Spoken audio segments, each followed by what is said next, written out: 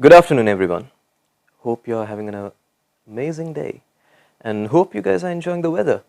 So, out here in London, the weather is amazing. So, it's a bit hot here at the studio, but hopefully, we'll get through. So, you're watching BusinessWorks, episode 5, and BusinessWorks is all about spreading knowledge.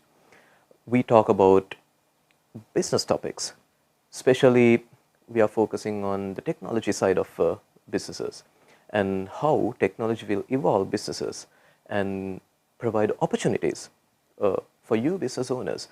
You might be a student, a person who wants to learn something new, or even a business owner, or you are an employee. If you want to learn something new, this is the show for you. So if you are just joining in, subscribe. Make sure you subscribe to our channel, and also press that notification bell where if you press the notification bell, you'll receive all the notifications of our upcoming shows. So I'm Angelo Leeson, as usual. I'm your host, and we will be talking about something as usual. We are always talking about something special. You must be a person who loves renewable energy. Let's talk about solar panels. What about wind generators? And you must be thinking about these new technology behind electric cars, hydrogen cells. So we thought of talking about the future tech in renewable energy. Renewable energy will play a massive role in our lives, even in the future, because now we are transferring ourselves into a sustainable future, aren't we? Everyone's talking about sustainability goals, sustainable goals, and how are we going to achieve this? But when you talk about sustainability, we should be talking about renewable energy as well. For that, we invited someone special, Fergal McEntee. He's a renewable energy professional. He's working with a lot of companies. He has worked in the EU, focused on renewable energy, and he also works closely with Extinction Rebellion, and also he works closely with the Green Party. So I wanted him to join the show to talk about the future tech of renewable energy. Who else to talk about it than Fergal McEntee? Let me get him connected to our show. Fergal, thank you very much for joining in today. Hello there. Hi. Thanks, Angelo. Thanks for having me. It's been a pleasure being on your show again. It's my second time.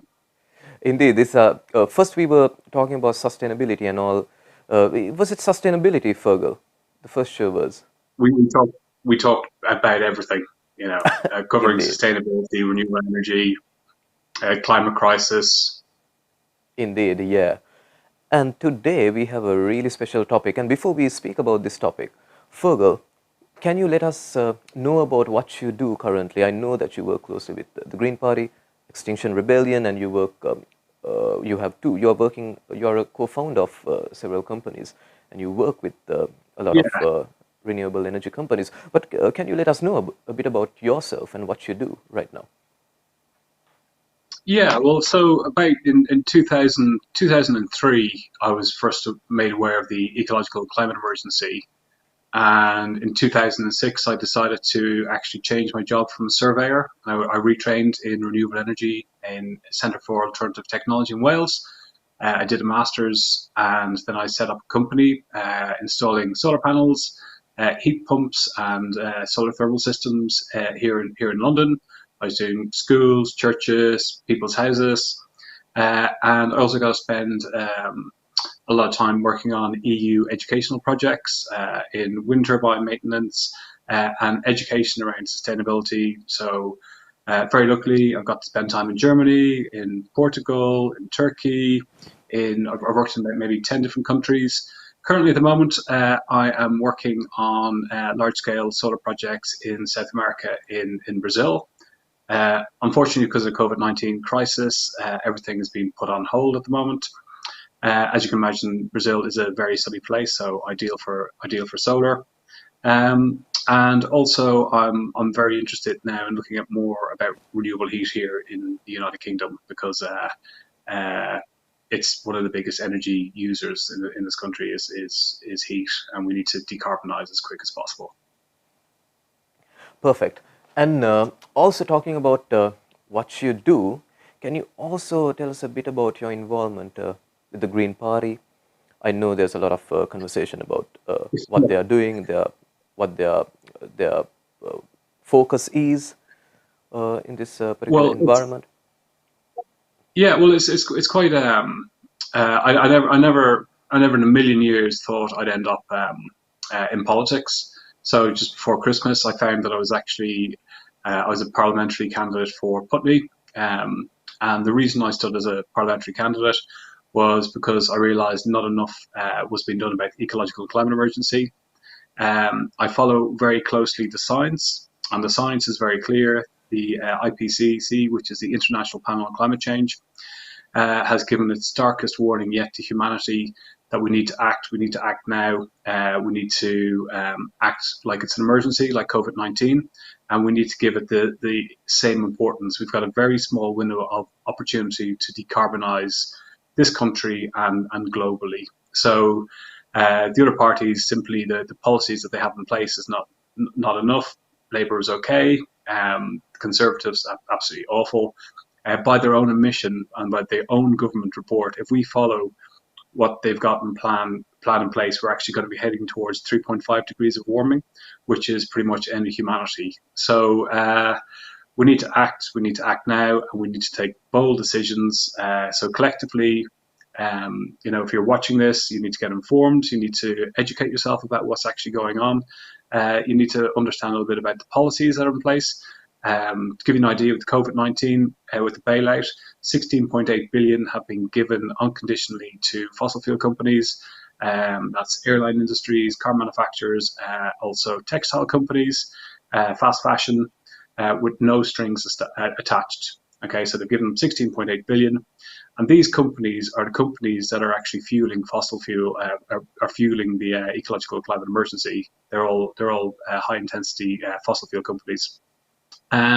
We need to be redirecting that kind of money into a green recovery, into a circular economy, into decarbonising the grid, decarbonising transportation systems.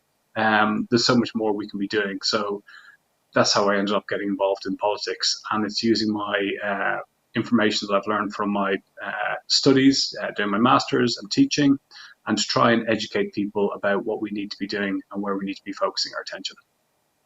And that's why you're here to talk about the future of renewable energy. So Fergal, the first segment that I thought of opening up this conversation is, what is renewable energy?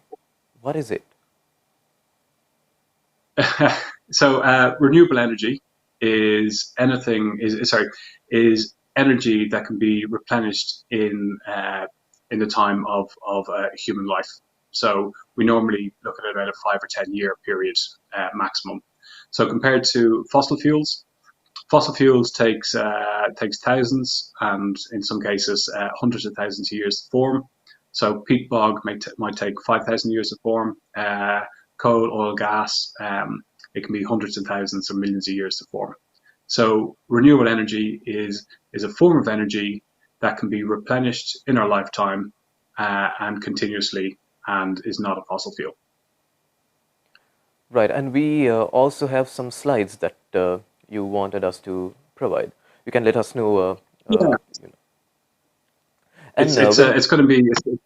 It's a little bit strange doing it this way, because normally I'm used to having a clicker and I can just kind of like click through it, So, just let's fire up the slides and ask me any questions along the way. Apologies, I've got a very short time to actually squeeze in, 14 years of knowledge into a very short crash course of what renewable energy is. So I'm going to skim over some things very quickly. I'm going to focus on a couple of main technologies for this country, which is, and also, so it's going to be wind, solar, and we're going to talk a bit about heat pumps, renewable heat. So apologies if I don't cover everything, but you can write to me and ask me some questions afterwards. Okay, so do you want to fire up the first slide, please? Let's go for it. So the Yeah, first great. slide should be on. Yeah, so this is what fossil fuels looks like. You can see it's solid, coal, oil, gas. They're the main ones. And it's quite simply what we need to do is decarbonising the country and the world. Is we have to leave fossil fuels in the ground. So we need to go from a hydrocarbon-based society, which we're now, where we get all our energy from, and leave it in the ground and move over to a renewable source. Next slide, please. Yeah, so just to give you an idea, I don't want to go too much into climate science. It's now undisputed that the humans are actually causing climate change. And this chart here is just quite simply showing that you can see the increased amount of global carbon emissions from fossil fuels, and it's on the increase. And for me, scarily is the amount of money, inward investment, that's still going into fossil fuel extraction. If we were to realize all the fossil fuel extraction that we've actually invested in and are investing in, right, we've got 4 times more stored hydrocarbons, which is fossil fuels, in the ground than the biosphere can take for civilization. And it's as simple as that. And it's a very scary number. Okay, so we need to reverse that trend. We need to reverse it now, and we need to put pressure on the governments to do it. And also to do it, we need to go renewable. Next slide, please. So yeah, so this is where we are at the moment. Is our carbon emissions. We're actually heading to actually increase carbon emissions. By 2030, we actually have to half where we are, and by the mid 2050, mid-century, we have to be at zero. There's a big debate about this. We're moving a lot of targets forward with the latest science. We're actually saying realistically by 2030, we should be trying to decarbonize to net zero by then. So if that's the case, we need to decarbonize by about 12-13% per year. In order to do that, it's going to be a wartime effort like we've seen in COVID-19.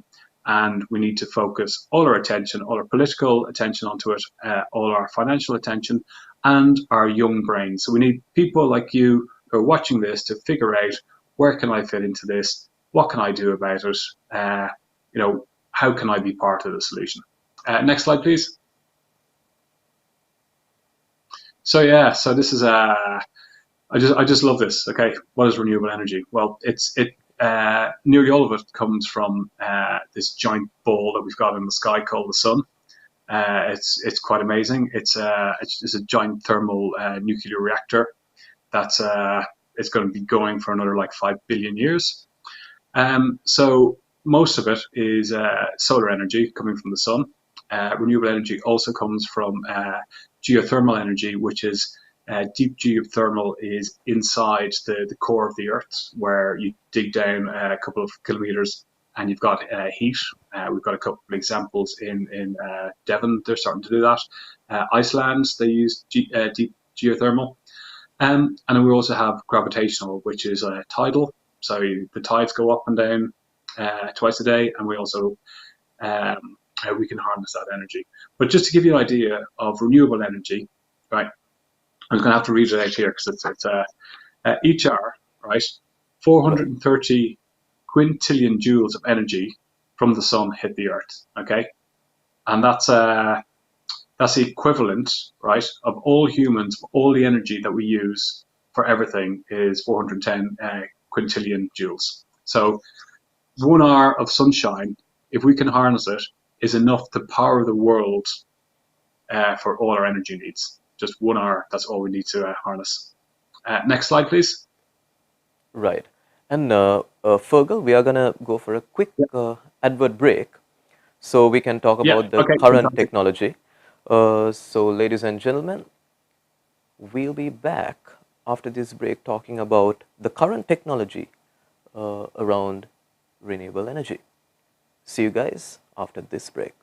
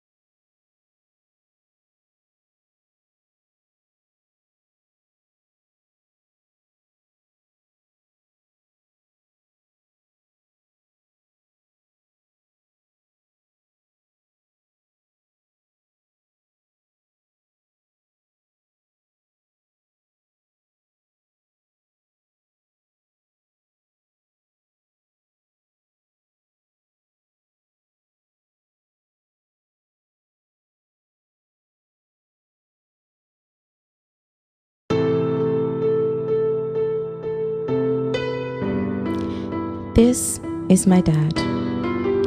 He was once a bubbly, happy, and positive person. He had been a cancer patient for many years. When I was younger, I remember our long winter walks, the fun times in the park, and all those hilarious jokes. After recovery, he was constantly tired, demotivated, and closed off. I didn't see the amazing smile anymore. That's when I developed my first well-being range using what my mom used on me as a kid, coconut oil. I incorporated coconut oil with my extensive research in aromatherapy oils to help improve his mood. So I gave him a moisturizer, diffuser, and candle, which we named Caribbean Mood.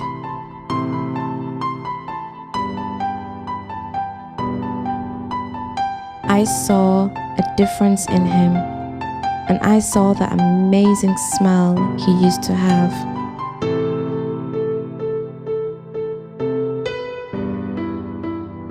I knew I had to share this with the world.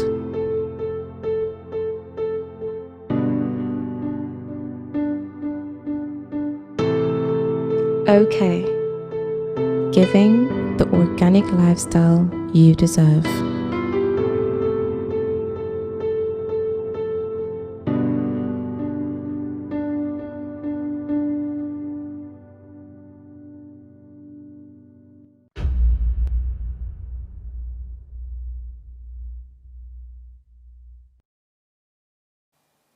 Welcome back to BusinessWorks. And today we are talking about renewable energy and the future tech of renewable energy. And before the break, we were talking about what renewable energy is, the type of renewable energy. And now what we are going to do is we are going to talk about the current technology. But before we start the segment, I would like to remind you to subscribe if you're just joining in. Make sure you subscribe to our channel and press the notification icon. This way, you'll be able to get all the notifications of our upcoming shows. And we always have different types of shows and different types of topics where you can learn something new. So, for an example, last week, Carl Thomas was on the show talking about the technology and the future tech behind wearables. And we received around 8,000 views. I hope some of you learned something new. And remember to share these programs. The live link that you can watch this should also work after the program finish streaming. So today we are talking about renewable energy, the future tech of renewable energy. And now we will be talking about the current technology around renewable energy. And we have Fergal McEntee talking about renewable energy today. And we are starting our second segment now, the current technology behind renewable energy. So Fergal, what are the current technology that is around renewable energy these days? Hi, Angelo. Hi, everybody. Yeah, so the main ones we were looking at is wind technology. We've also got solar photovoltaic, which is generating electricity from solar light. So they're the main two technologies, current technologies. One of the oldest technologies that we've been using for a very long time is hydro. And then some of the other technologies that we're looking at using, some of them are direct and indirect technologies. And I've mentioned deep geothermal. We've also got wave technology. We've got bioenergy, tidal, passive solar, and then we've got like also to make the grid balance. We've also got like battery technology. So they're in a nutshell, they're the main renewables. So if you want to hit the next slide. Right.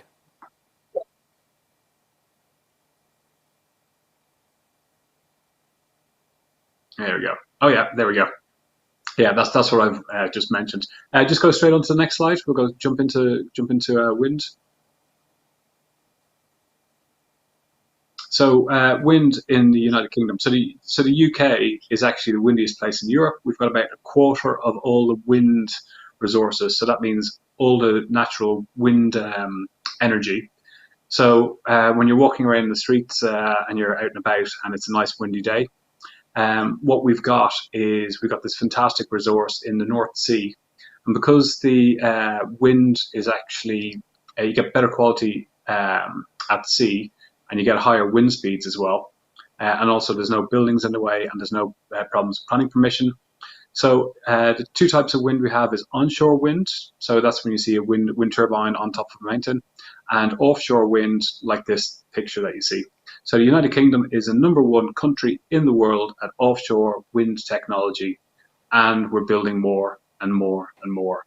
And at this moment in time, about 15% of the UK's energy actually comes from wind, which is quite phenomenal. It employs about 42,000 people, and the industry is growing. Next slide, please. So solar is the industry I'm working in now. You've all probably, oh, sorry, there's a camera. You've probably seen one of these. It's a calculator, and you have your own little solar panel just here. Yeah, if you can go back to, yeah, if you can show these particular panels. Yeah, so this is a calculator. There we go. So we've all had these as kids. So this works off sunlight, actually, and it can work off just ambient light. It's quite amazing. Right. So I've got a nice one here. This is a different type of solar. It's a monocrystalline solar cells. I have this just to show clients. So we just go back to the slide, please. So what you've got here is on the left-hand side, we're seeing a satellite. So solar energy, photovoltaic, really developed part of the space programs. And the very first ones was a 1-watt solar panel, and that was to power a radio. Since then, using the same technology from space technology, we're now seeing a phenomenal boom of solar all around the world, right? And this is really, really amazing, because what most people don't realize is we've got a very comfortable first world life. We go home, we switch our lights on, we switch the television on, we switch the fridge on, whatever. And there is nearly 1 billion people on this planet who don't have access to electricity. Okay, which is quite shocking. And right. with solar energy, you don't need to have a grid. So you can have a microgrid, you can have 2 panels, and you can go with a small little battery, and you've got energy then to all these places in the world. So we're having this revolution that's happening, and it's quite phenomenal, and we're bringing people out of poverty, and we're getting people onto the internet with solar technology. Next slide, please, with solar. Give you an idea, type of solar, we've got flat, ordinary solar panels that you see on people's houses. They're monocrystalline, polycrystalline. You probably recognize them when you see them. We've got thin film solar, which is like it comes in rolls. We've got these kind of like dotted type solar that can be placed on different buildings. We've got ones now that can even be printed. We've even got it's organic solar panels. You got solar panels that can actually go onto buildings that don't even look like solar. So Si, which is sand, is the second most abundant substance in the world, is one of the raw ingredients for solar, and the price is plummeting. So give you an idea, solar is now about 99.9% cheaper than it was about 30 years ago. So it's now grid parity around the world. It's a disruptive technology in a lot of countries. It's just leaving fossil fuels in the ground. It's, I love it. It's great. Next slide, please. Solar thermal is a different type of renewable energy. It extracts heat and direct sunlight and indirect sunlight. 2 types of evacuated tubes and plates are the normal ones you see, and it's for heating hot water. It works very well in this country. But you need to have a water supply, you need to have a demand for it. So if there's 1 or 2 people in a house, it's not really worth having solar thermal. If you've got 5 or 6 people in a house, it's fantastic. It's free hot water for about 8-9 months of 8-9 months of the year. And you can also integrate it with different renewable technologies. So you can integrate it with heat pumps, and you can use it to like preheat hot water for like swimming pools. It's cheap, it's efficient, it works, and in hot countries you'll see them just on the roofs everywhere. Next slide, please. Heat pumps. I'm just literally flying through this. There's millions of things I could say about all different technologies. Heat pumps. Right. People think it's a magic box. It's we've actually got them. Nearly everybody in this country actually has one. It's a fridge. It works from it's a refrigerated cycle, and what it does, it moves low grade heat from one place, and using a compressor then converts it into a high grade heat. Give an example: you put 1 kilowatt of electrical energy into a heat pump, and from the air, from the water, or from the ground, you're taking in ambient heat and you're compressing it, and you get 4 kilowatts of heat energy out. It's going to be one of the main technologies going to be used here in the United Kingdom for decarbonising our heat networks. So heat pumps at the moment is not used very much in this country. We're having a slow growth, but there's going to be a big push in the future for heat pumps. You can integrate them into existing buildings, you put them into new buildings. They're getting smaller and more compact now that you can actually use them into flats. So it's a technology to look out for. Next slide, please. Biomass, biogas, biofuels, anything that's organic burns.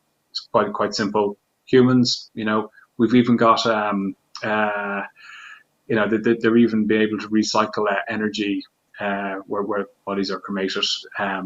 Don't even go there, but it just shows the versatility of biomass.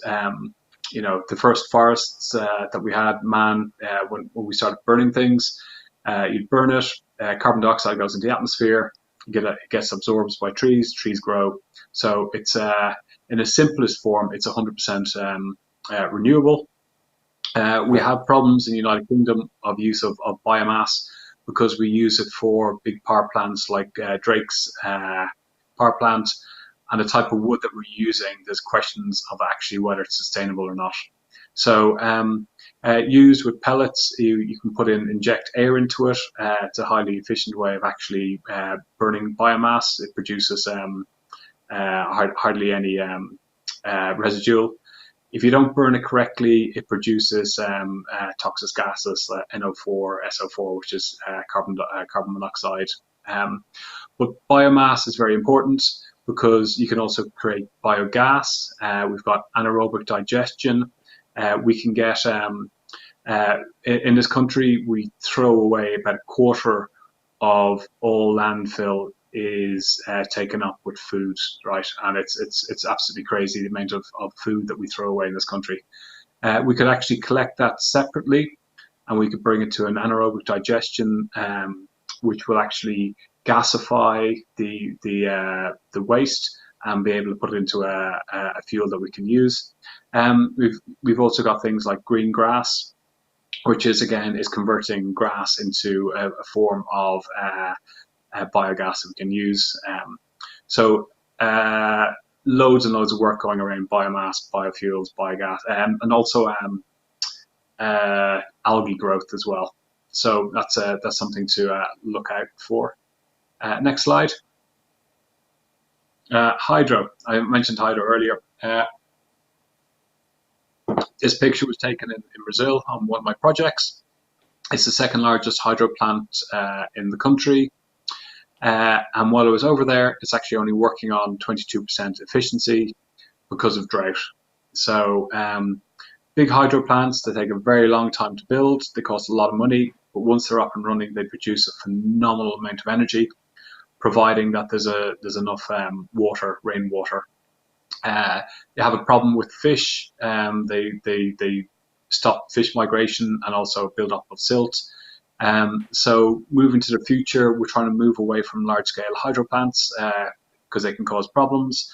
But small scale, we've got run the river hydro plants, and we can also, in this country, we can convert old mine shafts to pump storage hydro, which is a form of battery. So use that way. It's a very good technology. Next slide, please. Before the next slide, I just Yeah. have a really quick question Yeah. as to renewable energy. So, Mm-hmm. when we say renewable energy, is it always environmental friendly? Are there renewable energy sources that can actually harm the environment? Yeah, it's a very good question because um, there's not one form of energy that doesn't require some type of equipment. So to give you an example, those wind turbines we're talking about, they use a phenomenal amount of steel and concrete. Steel has to be manufactured, concrete has to be dug, and when concrete cools, it actually releases CO2. Solar panels, depending where they're made, you use a phenomenal amount of energy to form to actually form the crystal. So this crystal here, it has to be heated to extremely high temperatures, which uses a lot of energy. Also, then you use certain metals in it as well. But what we're doing is we're getting better at looking at the materials that we're using and finding sustainable ways of using them. Like now, modern day solar panels, about 99% of them is actually recyclable. But in the United Kingdom, we don't have a single recycling facility that can actually recycle solar panels. So Okay. e-waste in about 10, 20 years' time is going to be a huge problem. So we need to think of not just continue building renewable energy plants, but we also have to think of how we're going to deal with the waste. And just one final thing on that. So also like wind turbine blades, you cannot recycle a wind turbine blade. Uh, Okay. but they're inert, so you can cut them up and you can put them into the ground. But at the moment, we haven't figured out a use for them. So we have to think about all these things. And we are going to go for a quick break, and we will be talking about, and currently we are talking about the current technology behind renewable energy. And after this break, we will be talking about the future technology and the potential technology and technology that's currently evolving that will influence the renewable energy industry. And we will be talking about all these new technology after this break.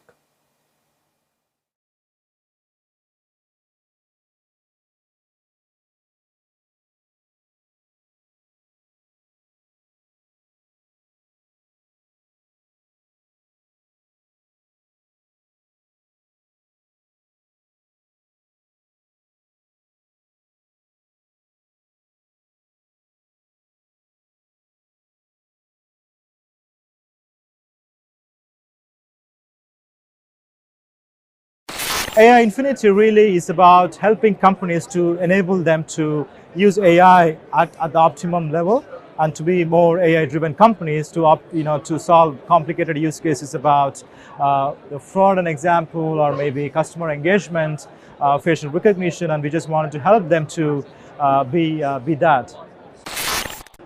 We would see ourselves as a visionaries in detecting some edge computing on a very real-time basis of applications what we have here to enable companies to apply in different verticals.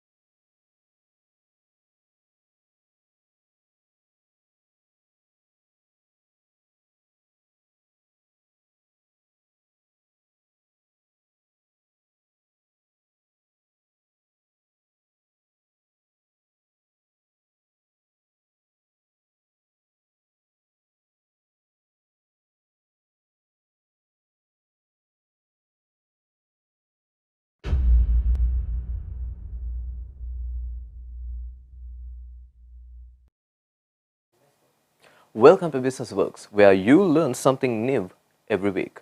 So BusinessWorks is about spreading knowledge about business-related topics, even around economy, around technology that's evolving, that will give you a chance to start a new business.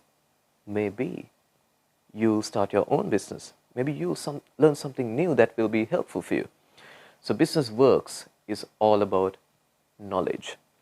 So today we are talking about something special. If you're interested in solar panels, if you're interested in windmills, wind generators, and all these regenerative energy, this show is for you. And if you're watching today, make sure you subscribe to our show and press on that little bell icon where you'll get all the notifications and you'll know what are the topics of our future shows will be before anyone else. So today we are talking about renewable energy. Renewable energy, we actually in our segment 1 we were talking about what renewable energy is, and then we spoke about the current technology behind renewable energy, and now we will be talking about the future tech in renewable energy. What are the new technology that's driving renewable energy and the industry? So let's ask Fergal what he thinks about this emerging tech and new tech in renewable energy is. He's working with within the renewable energy industry, specializing in solar energy as well. So we'll ask Fergal what are the emerging tech and what are the new technology behind renewable energy. Fergal, over to you. Anja, thank you. Nice to be back again. So the renewable energy market is so fast paced that there's so many different technologies coming online. The likes of like solar panels. When I started, the first one I installed in 2010, it was a 220 watt solar panel. To this date, the very latest ones that we're looking at using are bifacial, and they're 440 watts, so they're actually twice the output. And also the efficiency has gone from about like 15-16% efficiency up to about 22-23%. So the technology is just coming along in leaps and bounds. They're using different they're using different ways of manufacturing to get like even better outputs. If you want to pop up the next slide, just give you an idea of some of the warmer countries. What you're looking at here, you got parabolic troughs, which have like a very hot liquid going around that's superheated to drive a steam engine. They use quite a lot of those in the States. Just below that, or sorry, to the right hand side, we've got what's called concentrated solar power, which are essentially just tens of thousands of giant mirrors that reflect the sunlight onto a tower, and they superheat molten salts. So the actual heat energy can be kept at night to drive a generator, which is like it's a exact same as a coal or a gas fired engine. It works the exact same way. This particular one here is in Spain. You can only use them in countries where there's very little cloud cover because you need continuous light.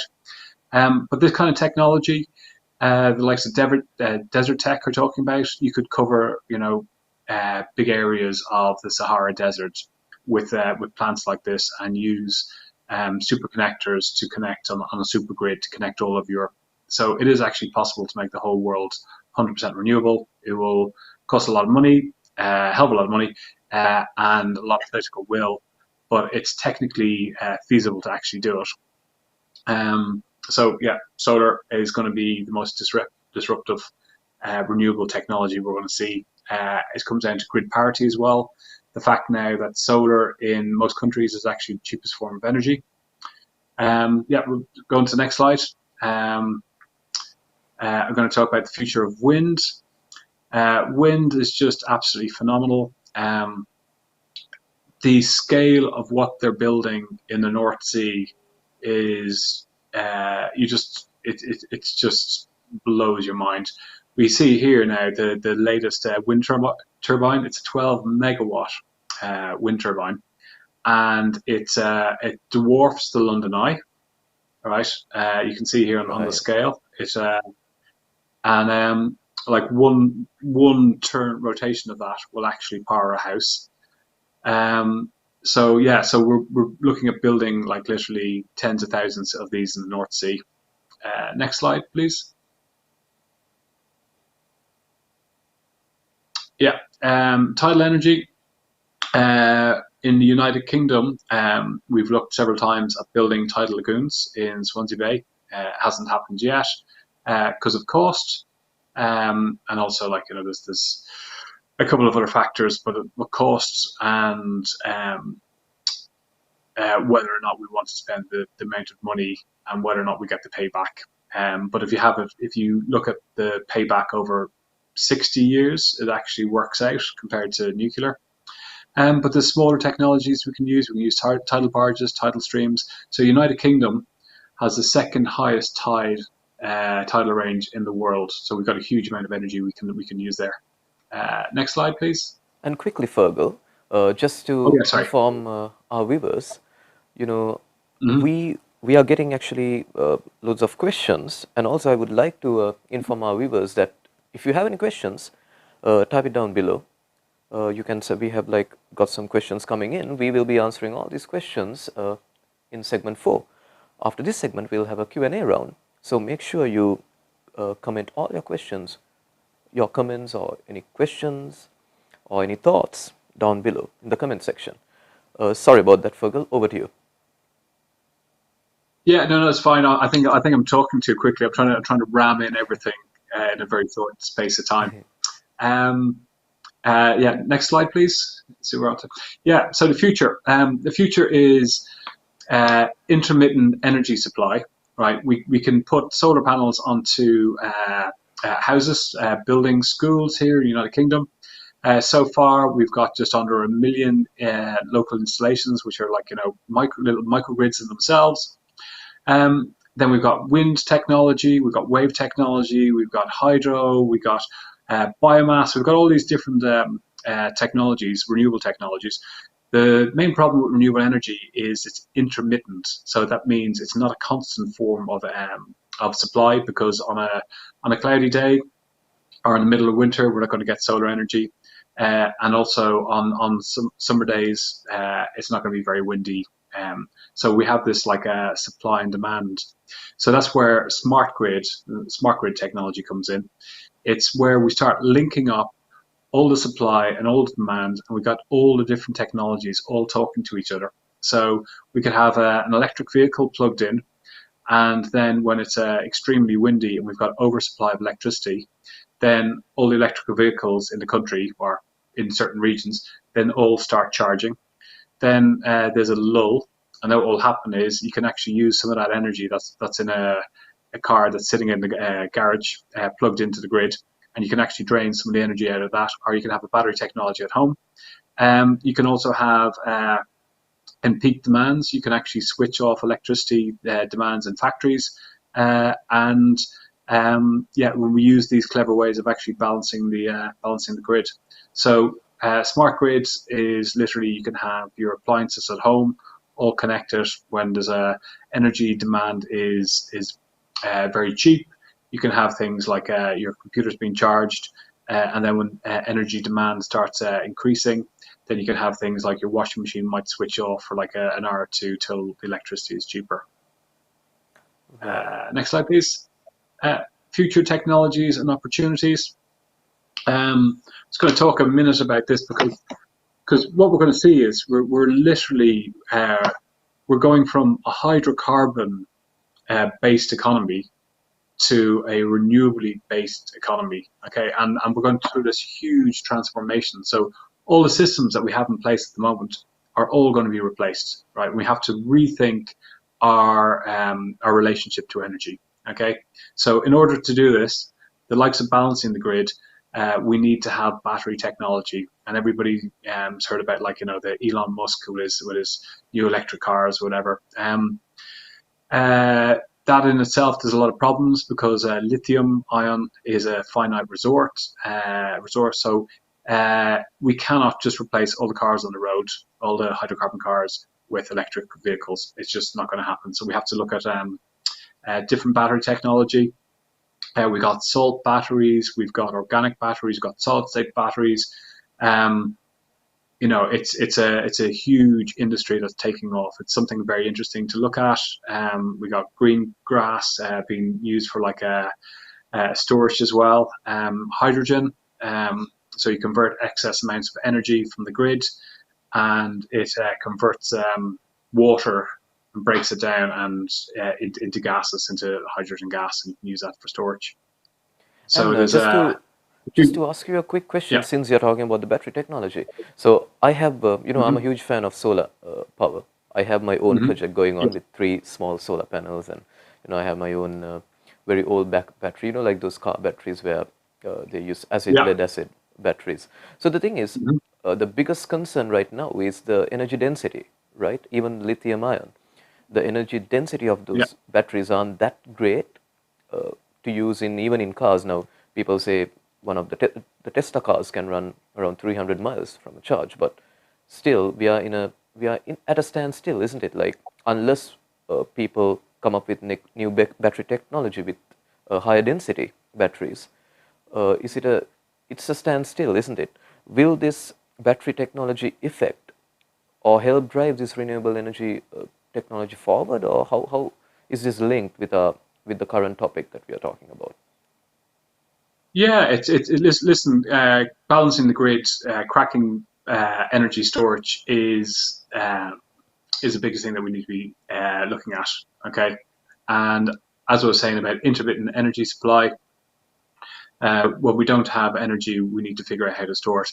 The biggest advantage with hydrocarbons like oil and gas, it's in a physical state. You've got oil and it's a liquid till you change it to a gas by applying heat. So you can actually get a barrel of oil and you can ship it anywhere in the world, and it sits there till you actually need that energy. Sun energy, once you convert it through solar panels or wind, it needs to be stored or needs to be used. And we don't have the storage, the grid capacity storage on the grid and at home to actually do that at the moment. So some of the emerging technologies that we're looking at is hydrogen, as I mentioned. So you use excess amount of energy to convert hydrogen into green hydrogen. Also, pump storage technology, where you physically use the excess electrical energy to pump water into a high place, and you store it there, and then when it's needed, you turn a tap on, giant tap, the water flows down into a turbine and generates electricity. You've also got batteries now, and they're literally, it's like a huge giant weight, and excess electrical energy lifts the weight up, and then when the energy is needed, it's released, and through I think it's gravitational energy, it converts it then back into electrical energy. So the amount of different technologies that are coming up from batteries is quite phenomenal, and it's a very interesting area to look at.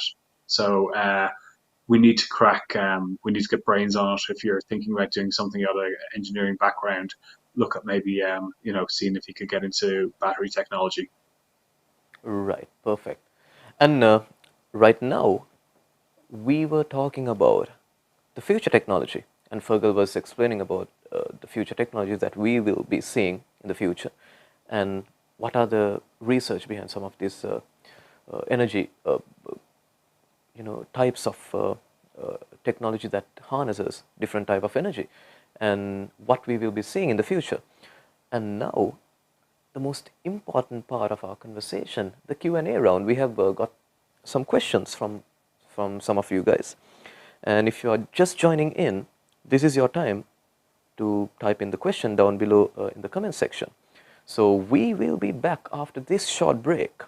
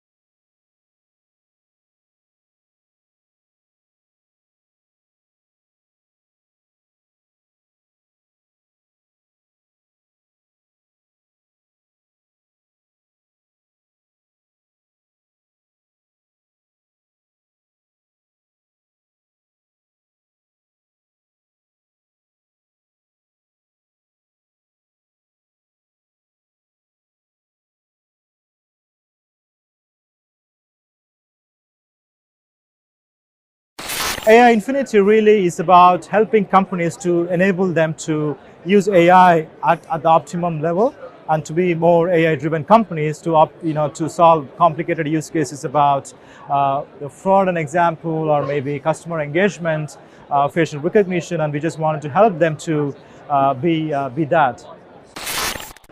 We would see ourselves as visionaries in detecting some edge computing on a very real-time basis of applications what we have here to enable companies to apply in different verticals.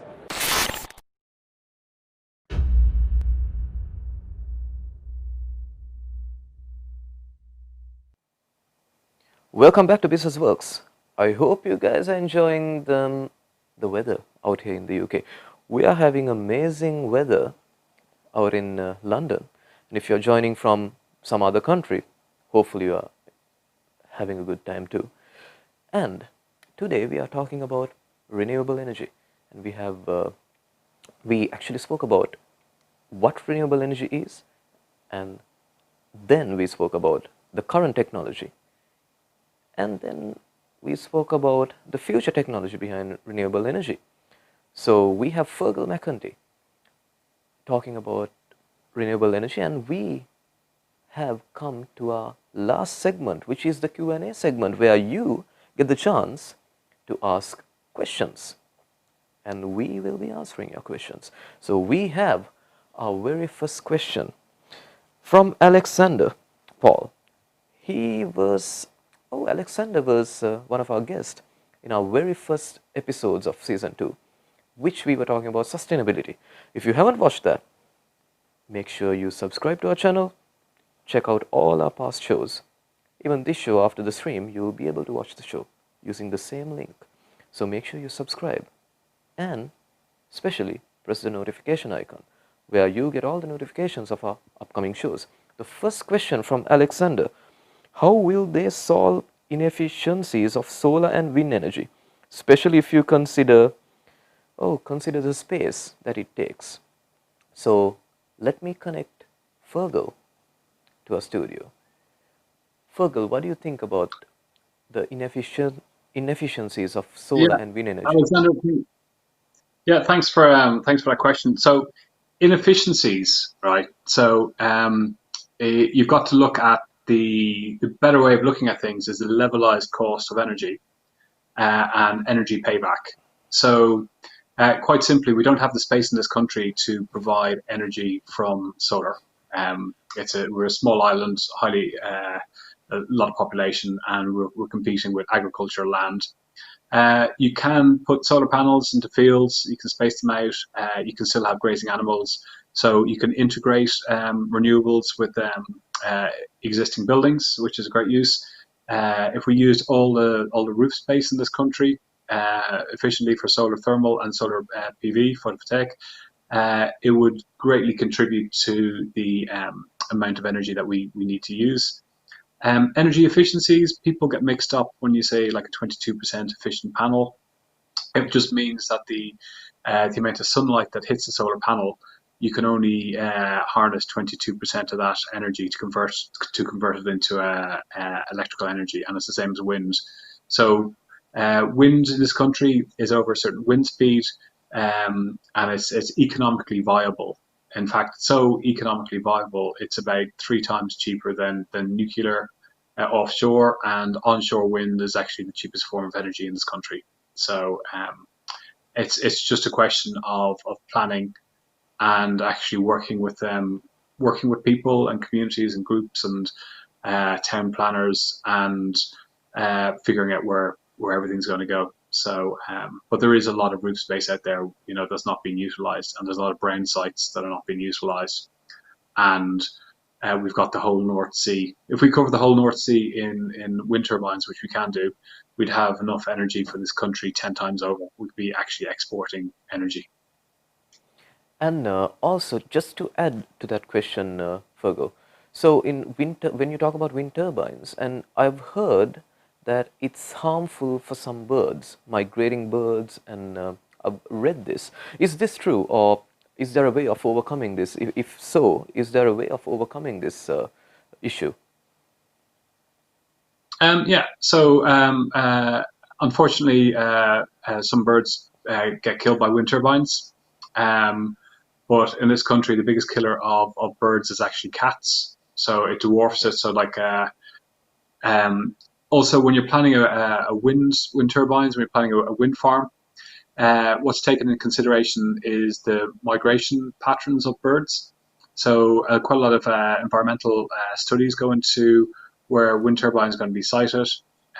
Is there any bats? Is there any migratory birds? Is it going to cause a noise problem? Is it going to cause flicker? So all these things are taken in consideration before actually putting a wind turbine on land, and also before putting it on sea. And interesting enough, the Royal Prevention of Birds, I didn't quite get that right. They're actually pro renewable because they see the biggest problem to birds is the ecological and climate emergency. So they're pro renewable. It's about planning, isn't it? It's about planning, yeah. And we have another question from Charlie. So Charlie wants to know, are hydrogen cells considered a renewable energy source? Technically, no. Okay. So hydrogen is a conversion of one form of energy to a different form of energy. So it's a very good question, Charlie, because the reason being is the UK government are promoting hydrogen, but we've got two different types of hydrogen. We've got green hydrogen and brown hydrogen. Green hydrogen is using spare electrical energy that's produced from a renewable source, such as wind. So excess energy goes into converting water to make hydrogen, okay? Hydrogen cells. Brown hydrogen is when you get a fossil fuel like oil, gas, or coal, and you use that to actually manufacture the hydrogen. So we've got two different types. So, but technically it's not renewable, but it's a form of storing energy. Right. And we have Jenny, and her question is, how can we convince businesses to use more renewable energy sources? That's the question. Yeah. Yeah, Jenny, listen, this is, I've spent so much time knocking on doors and trying to tell people that, they need to use renewable energy. Even here in Wandsworth Council, I'm going to be on a call after this, and we got Wandsworth Council to declare climate emergency. And one of the work plans that came up was actually for them switching their energy supplier. And even the energy supplier that they looked at switching originally wasn't actually producing 100% renewable energy. It was just a little bit of a con. They buy things called ROCs, renewable obligation credits, certificates.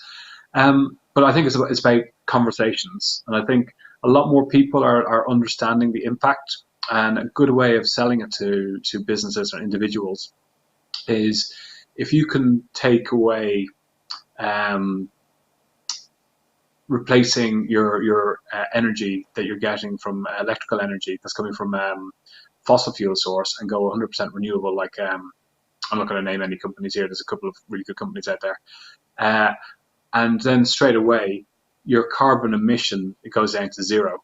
So corporate responsibility is now very important for all businesses, and businesses really need to be actually cleaning up their act. So if they want to go and talk about the green credentials, one of the easiest ways they can do straight away is actually switching to 100% to an energy provider who gets their energy from like 100% renewable energy.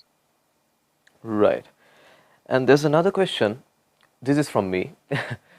And let's talk about the job market. Will this generate different types of jobs, or what will happen like in the future? Let's talk about fossil fuel industry. There are loads of jobs around these industries. So let's say fossil fuel goes down and new sources of renewable energy comes up.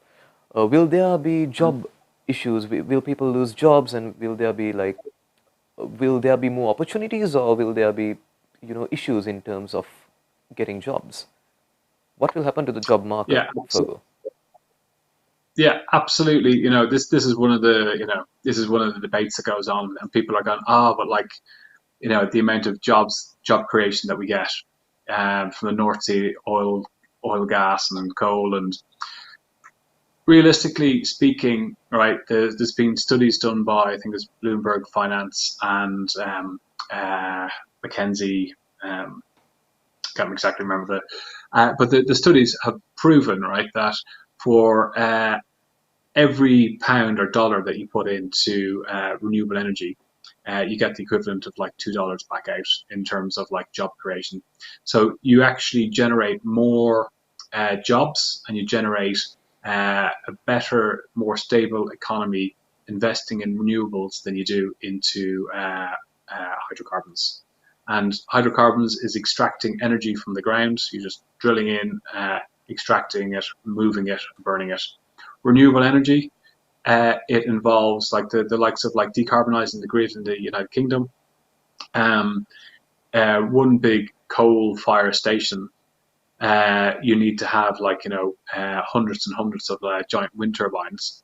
But to actually manufacture the wind turbines creates hundreds of jobs and sustainable jobs, and you need to have ongoing maintenance, and it creates local jobs as well. So the spin-off of actually going renewable is you're creating hundreds of thousands across the world, millions or tens of millions of all these small microgrids, as opposed to fossil fuel companies are very big. You hear about oil and gas, and you hear about Exxon, Mobil, BP. But you don't have to be a big company to be your own small generator. And you know that you've got 3 solar panels linked up to a battery system. You hook into the grid, and you are an energy provider. Indeed. And the job market out there is, we're talking about, even in this country, decarbonizing the grid. I think it was Greenpeace did a research, it'll create 1.8 million jobs. 1.8 million jobs. Wow. And then you're talking about the spin-off from those 1.8 million jobs. We've got COVID-19. We're talking about like 7-8 million people being unemployed in this country. If we were serious about our commitment to climate change, and we put the same amount of resources and efforts into COVID-19, into decarbonisation, not only is it better for the planet, it will actually create millions of jobs. So millions of job creation, and also just one small point that also it will actually like lots of jobs in home installation. So in order to do that, we have to retrofit, I think it's like 27 million properties. So you're talking about like 25,000 properties a week for the next 20 years. And the thing is, they're all going to be localized jobs. So they're going to be like local jobs in local towns and cities. And the spin-off is the trickle-down economy. All that money will feed back into the local economy. So it's good for jobs, it's good for the environment, and it's makes us feel good. Indeed. And thank you very much, Fergal. Unfortunately, our time is up. We added extra 10 minutes to our show today because it's all about our future. Thank you very much, Fergal, for joining us today. We hope to get you back on for another show about sustainability, because we should be talking about sustainability and this regenerative energy. And it's not only about us, it's about our future generation as well. So whatever we can do to help all of us, this is what we should be doing. So you also should be thinking about what you can do to help the environment. And if you just enjoyed, if you learned something new, if you enjoyed the show, if you think that you learned something new, maybe you can share it with your friends, your family, and make sure there's a subscribe button. Make sure you subscribe. Your support is important for us to continue these shows. And thank you very much for joining today. And we were talking about solar energy a bit, right? So tomorrow the day will be extremely hot, so there will be loads and loads of solar energy. Hope you guys enjoy the solar energy tomorrow, and have an amazing week. I'll see you next week with another amazing topic. I'm going to bring in some business stories next week. I'll see you next week with a wonderful business story. For now, have a good day and enjoy your day tomorrow. Take care.